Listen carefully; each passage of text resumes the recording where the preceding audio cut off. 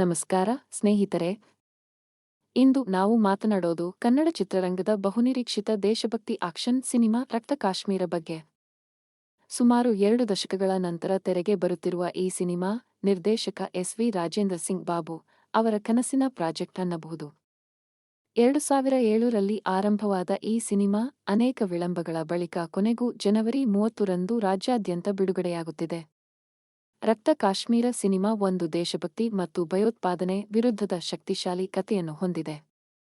ಈ ಸಿನಿಮಾದಲ್ಲಿ ನಾಯಕನಾಗಿ ಉಪೇಂದ್ರ ಅಭಿನಯಿಸಿದ್ದು, ನಾಯಕಿಯಾಗಿ ರಮ್ಯಾ ಕಾಣಿಸಿಕೊಂಡಿದ್ದಾರೆ.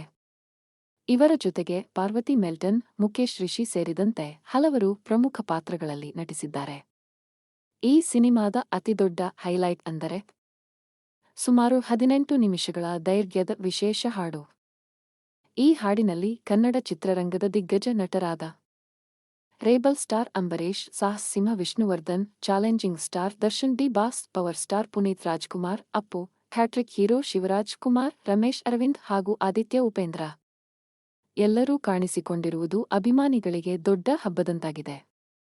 ಈ ಹಾಡು ಕನ್ನಡ ಚಿತ್ರರಂಗಕ್ಕೆ ಸಲ್ಲಿಸಿದ ಒಂದು ಗೌರವದಂತೆ ಮೂಡಿಬಂದಿದ್ದು, ಅನೇಕ ಅಭಿಮಾನಿಗಳಿಗೆ ನೋಸ್ಟಾಲ್ಜಿಯಾ ಫೀಲ್ ಕೊಡುತ್ತಿದೆ. ಗುರು ಕಿರಣ್ ಅವರ ಸಂಗೀತ, ಕಾಶ್ಮೀರದ ನೈಜ ಲೊಕೇಶನ್ಗಳಲ್ಲಿ ನಡೆದ ಚಿತ್ರೀಕರಣ, ದೇಶಭಕ್ತಿ ಭಾವನೆ ಮತ್ತು ಆಕ್ಷನ್ ಈ ಎಲ್ಲ ಅಂಶಗಳು ಸೇರಿ ರಕ್ತ ಕಾಶ್ಮೀರ ಸಿನಿಮಾವನ್ನು ವಿಶೇಷವಾಗಿಸುತ್ತವೆ.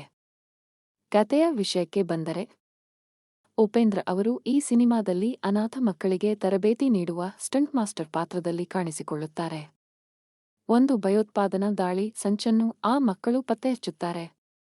ಆದರೆ ಆ ಮಕ್ಕಳನ್ನು ಅಪಹರಿಸಿ ಪಾಕ್ ಆಕ್ರಮಿತ ಕಾಶ್ಮೀರಕ್ಕೆ ಕರೆದೊಯ್ಯಲಾಗುತ್ತದೆ. ಅವರನ್ನು ರಕ್ಷಿಸಲು ನಾಯಕ ಒಬ್ಬನೇ ಶತ್ರುಗಳ ವಿರುದ್ಧ ಹೋರಾಡುವ ಕಥೆಯೇ ರಕ್ತ ಕಾಶ್ಮೀರ. ಜನವರಿ 30ರಂದು ನಿಮ್ಮ ಹತ್ತಿರದ ಚಿತ್ರಮಂದಿರಗಳಲ್ಲಿ ರಕ್ತ ಕಾಶ್ಮೀರ ನೋಡಲು ಮಿಸ್ ಮಾಡ್ಕೊಳ್ಳಬೇಡಿ. ಈ ಸಿನಿಮಾದ ಬಗ್ಗೆ ನಿಮ್ಮ ಅಭಿಪ್ರಾಯವನ್ನು ಕಾಮೆಂಟ್ನಲ್ಲಿ ತಿಳಿಸಿ. ಇನ್ನಷ್ಟು ಕನ್ನಡ ಸಿನಿಮಾ ಅಪ್ಡೇಟ್ಸ್ಗಾಗಿ ನಮ್ಮ ಚಾನೆಲ್ಗೆ ಸಬ್ಸ್ಕ್ರೈಬ್ ಮಾಡಿಕೊಳ್ಳಿ.